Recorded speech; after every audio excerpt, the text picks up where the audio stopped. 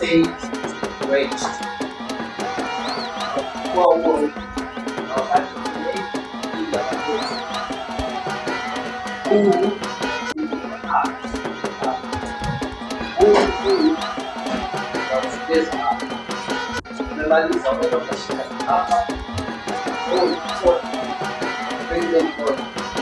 ingia katika swimming pool, tutafundisha namna ya kuokoa, kupanua wigo mkubwa hasa katika kuhakikisha usalama zaidi katika competition.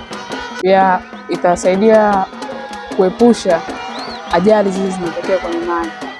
Wataenjoy sana huu mchezo na pia watapata mafunzo ambayo ni mazuri sana na watakuwa maprofessional wa kuogelea. Pale zinapotangazwa fursa kama hizi, wajitokeze. Mabinti wenzangu, vijana wenzangu, marefali mlioko majumbani, mjitokeze. Kuna michezo ni fursa, kama hapa tukimaliza tunaweza tukapata ajira katika mashindano ya kuogelea kama majaji, tunaweza kulipwa na pia tukaendeleza uchumi wa taifa kiujumla. Punguza sana, hao ongezekeni wawili wanaingia au wote 18 wanajipanga pale wakiingia kuogelea. Hiyo ni njia ya zamani ambayo ilikuwa inatumika. Siku hizi kuna mfumo maalum ambao unafanya asili.